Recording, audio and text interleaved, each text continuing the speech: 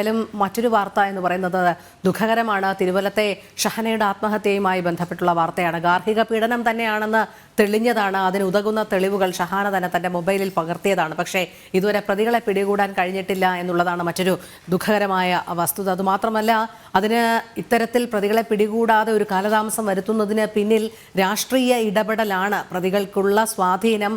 അത് കാരണമാണ് പോലീസ് അത്തരം കൃത്യമായ ഒരു അന്വേഷണത്തിലേക്ക് പോകാത്തത് എന്നുള്ള ആരോപണം ബന്ധുക്കളും ഉന്നയിക്കുന്നുണ്ട്. ശാലിനി,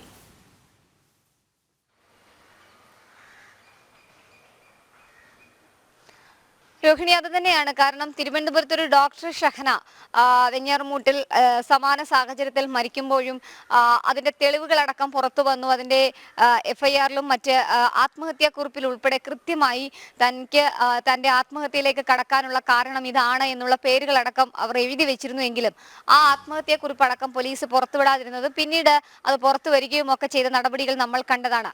സമാനമായാണ് തിരുവല്ലത്തെ ഷഹനയുടെയും മരണം എന്നുള്ളതാണ് ഏറ്റവും പ്രധാനപ്പെട്ട കാര്യം. കാരണം കൃത്യമായി താൻ മരിക്കാൻ അല്ലെങ്കിൽ തന്റെ മരണത്തിന് പിന്നിലുള്ള ആളുകൾ ആരൊക്കെയാണ് എന്നുള്ള തെളിവ് സഹിതം ഷഹന മൊബൈലിൽ ദൃശ്യങ്ങൾ പകർത്തി വെക്കുകയും ചെയ്തു. രേഖകളടക്കം അവർ നൽകുകയും ചെയ്തു. പക്ഷേ ഈ പ്രതികൾ ഇപ്പോഴും പോലീസിന്റെ കൺവട്ടത്ത് ഉണ്ടായിട്ടും അല്ലെങ്കിൽ പോലീസിൽ നിന്ന് ഒളിച്ചു താമസിക്കുകയും ചെയ്തിട്ടും അവരെ പിടികൂടാനോ പോലീസ് സംവിധാനങ്ങൾക്ക് കഴിഞ്ഞിട്ടില്ല എന്നുള്ളതാണ് ഏറ്റവും പ്രധാനപ്പെട്ട കാര്യം. സംസ്ഥാനത്തെ അത്യാധുനിക പോലീസ് സംവിധാനമാണ് എന്ന് പറയുമ്പോഴും പോലീസിന്റെ സഹായത്തോടു കൂടി തന്നെ പ്രതികൾ രക്ഷപ്പെടുന്ന സാഹചര്യം സംസ്ഥാനത്തെ പല കേസുകളിലും നമ്മൾ കാണുകയാണ്. സമാനമായി തന്നെയാണ് തിരുവല്ലം കേസിലും അത്തരത്തിലൊരു ഇടപെടൽ ഉണ്ടായിട്ടുള്ളത്. പ്രതികൾക്ക് രക്ഷപ്പെടാൻ കടയ്ക്കൽ പോലീസ് സ്റ്റേഷനിലെ പോലീസ് ഉദ്യോഗസ്ഥർ അതിനു വേണ്ടിയിട്ടുള്ള ഇടപെടൽ നടത്തിയിട്ടുണ്ട്. കേസന്വേഷണം അവരിലേക്ക് എത്തുന്നു എന്നുള്ള സൂചനകളൊക്കെ അവർക്ക് നൽകാനും അവർക്ക് രക്ഷപ്പെടാനുമുള്ള ഇടപെടലുകൾ പോലീസിന്റെ ഭാഗത്തു നിന്ന് ഉണ്ടായിട്ടുണ്ട് എന്നുള്ള തെളിവുകളടക്കം ഇന്നലെ പുറത്തു വന്നതാണ്. ഒരു പോലീസ് ഉദ്യോഗസ്ഥനെതിരെ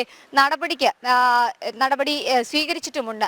സ്വാഭാവികമായും ബന്ധുക്കളും ഷഹനയുടെ ബന്ധുക്കളും ആ ആരോപണം ആവർത്തിക്കുകയാണ്, ആ ആരോപണത്തിൽ ഉറച്ചു നിൽക്കുകയാണ്. പ്രത്യേകിച്ച് ഈ ഒരു സംഭവം നടന്ന ദിവസങ്ങൾക്കുള്ളിൽ അല്ലെങ്കിൽ മണിക്കൂറുകൾക്കുള്ളിൽ കൃത്യമായ രേഖകൾ ഉണ്ടായിട്ടും പ്രതികളെ പിടിക്കാത്തത് പോലീസിന്റെയും ഒപ്പം തന്നെ രാഷ്ട്രീയ ഇടപെടൽ, ഉന്നത രാഷ്ട്രീയ ബന്ധം ഉള്ളതുകൊണ്ട് മാത്രമാണ് പ്രതികളെ പിടികൂടാനാകാത്തത് എന്നുള്ളതാണ് ഇപ്പോൾ ഈ കുടുംബം ആരോപിക്കുന്നത്. എന്തായാലും കൃത്യമായ നീതി വേണമെന്നൊരാവശ്യം ഈ കുടുംബം മുന്നോട്ട് വയ്ക്കുന്നുണ്ട്.